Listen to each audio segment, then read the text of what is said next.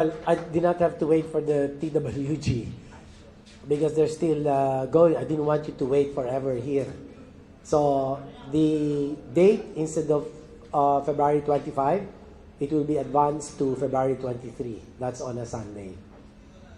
The exact time is being determined by DFA as they are coordinating the repatriation of not 400 but 500 Filipinos with their counterpart in Japan and with the Ministry of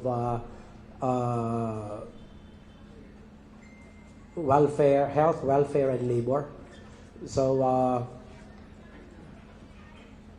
that is going to be the latest.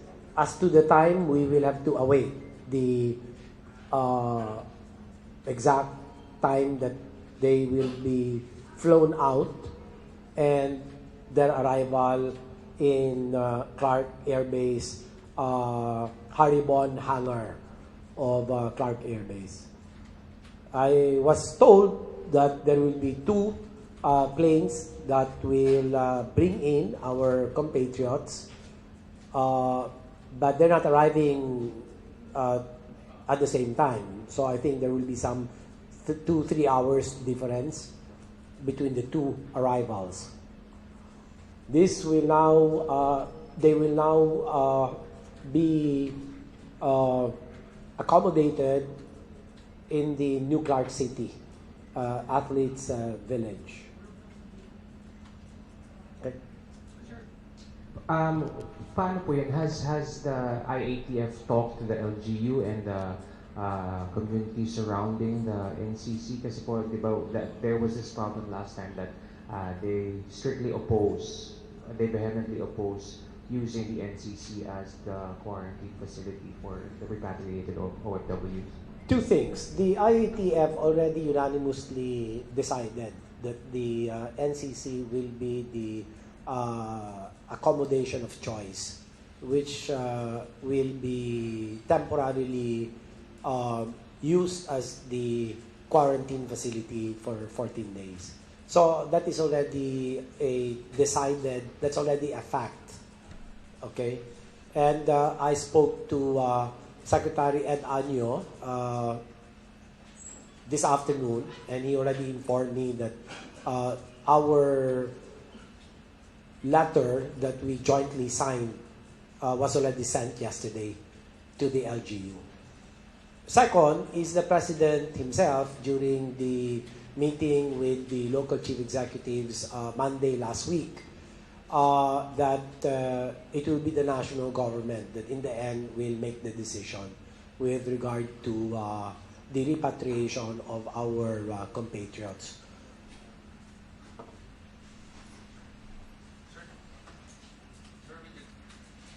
With regards dun sa 500, so ibig ko sabihin, clarify ko lang, if lahat yun nag-volunteer to come home.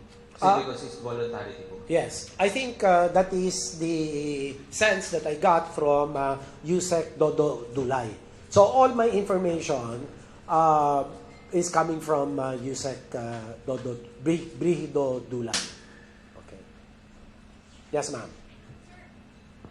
Sakto po bang 500 and it's the same referral hospital? Well, this is what Yusek Dodo Dulay told me kanina. They cannot be sure until yung magbo-board na. Okay? Because, syempre, may mga nagde-decide dyan. Yung iba, they might want to stay behind. The others might have second thoughts, or, you know, yung dating ayaw, gusto na ngayon. So let's just have an indicative number of 500, more or less. Sir, it's the same hospital dun sa mga galing Wuhan, yung JP Lingad kayo. So there will be 16 hospitals, okay?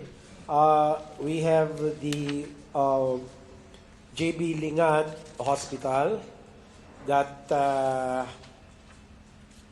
then the Bataan General Hospital, the Paulino J. Garcia Memorial Research and Medical Center, then the Talavera General Hospital, the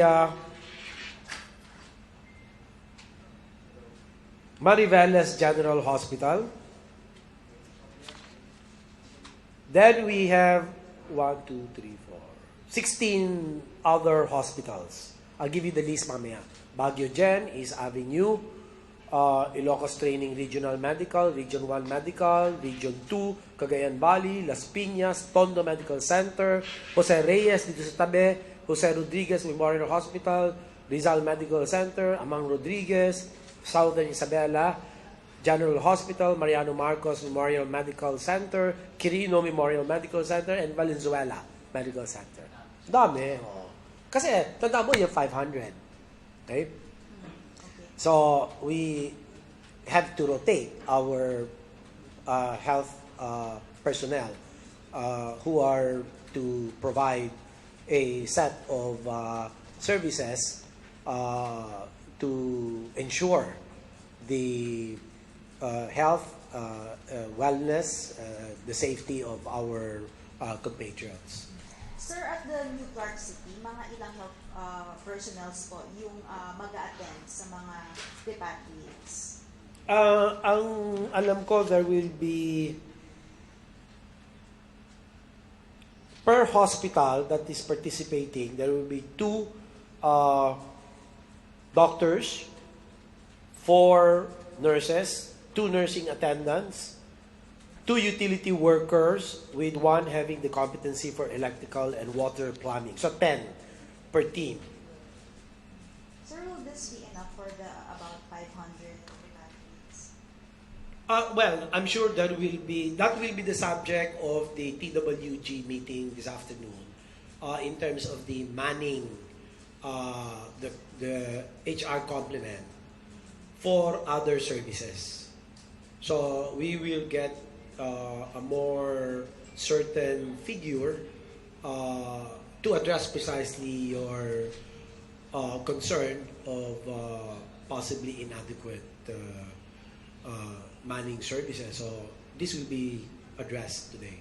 Sir, yung isa pong yung unang nag-positive po na crew member, na-discharge na po ba siya sa hospital sa Japan? Kailan po siya uuwi? At pag-uwi niya po ba, ika-quarantine Oh po yes, siya? iko-quarantine din yan. Because number 1, we don't know much about the virus. We don't know if there's going to be immunity, or if there's going to be reinfection. Nobody knows that.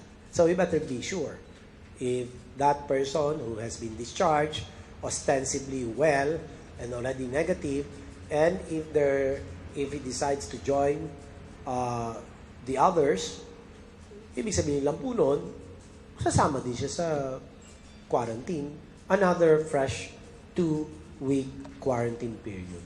Sir, may info na po ba kung na-discharge na po siya? Yes. I don't have that very granular detail, so we'll just have to wait. Sir, may magbabago ba sa procedures of repatriation, because this is a bigger group?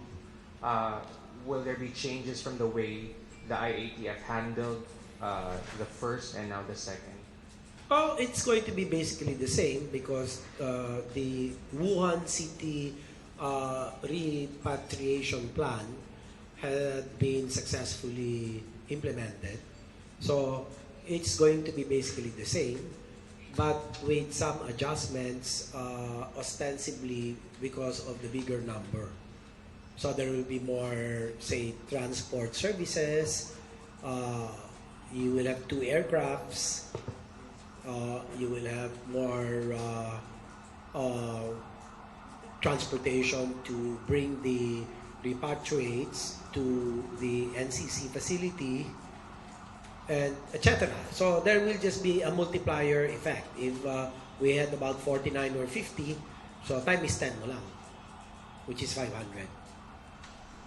Okay, one last. Sir, regarding the quarantine protocol, kasi doon po sa current po dun sa NCC with the repeaters from Wuhan, 1 per room. So, paano po yung measures po ninyo dito? Although there are additional measures, but para lang po magkasigurado or matiyak ng publiko with the quarantine protocol, how will it be po? Well, it will be the same. The quarantine protocol will be followed as one that had been implemented for the Wuhan repatriates. So I don't have the step-by-step But later on, we can give you the details of the implementation of the repatriation plan and the quarantine procedures that will be undertaken. So pag baba ng aeroplano, meron din tayong BOQ, maraming BOQ na mag-screen na naman sa kanila. Kasi may pre-embarkation screening in Japan, and then may post-disembarkation dito sa atin. Disembarkation screening by the BOQ. So, Sec, it is clear that once a repatriate has been seen or seen with symptoms, the repatriate will be left there. Yes, they will have to be treated first, taken care of by the hospitals in Japan. Sorry. Last. Sir, sorry. For quotation lang. Sir, bakit in advance from Feb 25 to Feb 23 yung date of repatriation? Well, because I think the Japanese government has already decided that they'll close down the ship. So, this is not for sure yet because, we're getting this information from USEC Dulay. But we have to bring them out as soon as possible. So even those that had earlier indicated that they would want to stay behind, there has been a change of heart by almost all of them. Kasi mukhang lahat na. Sir, sorry. Yung mga nag-positive na Filipinos, are they still free to be may offer pa po ba sila to be repatriated once na gumaling sila? That is something that has to be the subject of discussion by the IATF. Depende kung ilan sila. But in principle, if they want to be repatriated, we will facilitate the repatriation. Okay? Yes. Mentioned by Asik Vergere that the employers will shoulder the expenses. Will this still be... Mostly, the Magsaysay shipping line will be the one shouldering the cost of the accommodation, food, and other peripheral items. No?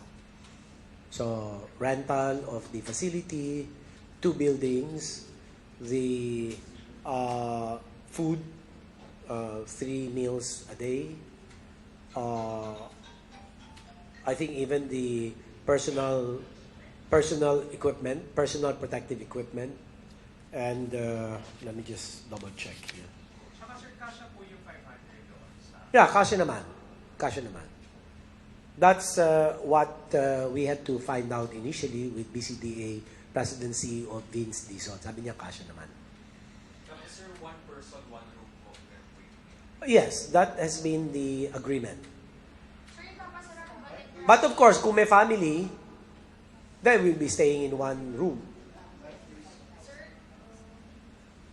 Yung operation po ng Clark International Airport, nung sa Wuhan, meron po silang special lane. But now, since mas madami po sila, will it be temporarily closed or... I think it's going to be the same. Same setup. Sa hangar, doon dadalhin. May mga buses. They will be coming down, getting off, and then taking the bus. After they have processed all the immigrations, the quarantine procedures are all undertaken. Update lang po dun sa 41 who tested positive. How's their condition po? Right now, I really don't know. But I think the ASEC Vergere might know. Alam ko may nadagdagan na 2. So it's like, 3. It's already 44. Yeah. But subject to validation. O sige. Sir, Okay, thank you very much. Sorry, Okay. Sir, Yes. yung sa Clark City, sir, sa NCC, sir, same building ba sila magsistay? Yes.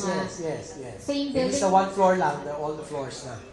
Okay. Kasi sir, di ba, like, sa Sunday po yung alis nung first na, hindi na sir i-disinfect, sir, yung mga parang... They will clean it kasi unang-una wala naman sakit yung mga tao doon. Lahat ng mga andon are all well, so they have no, yung mga nagpakita ng symptoms, they're all negative for COVID-19. Okay? Thank you, sir. See you tomorrow, sir. Okay, as I promised. See you tomorrow. Yeah. Thank you, sir. Thank you, sir.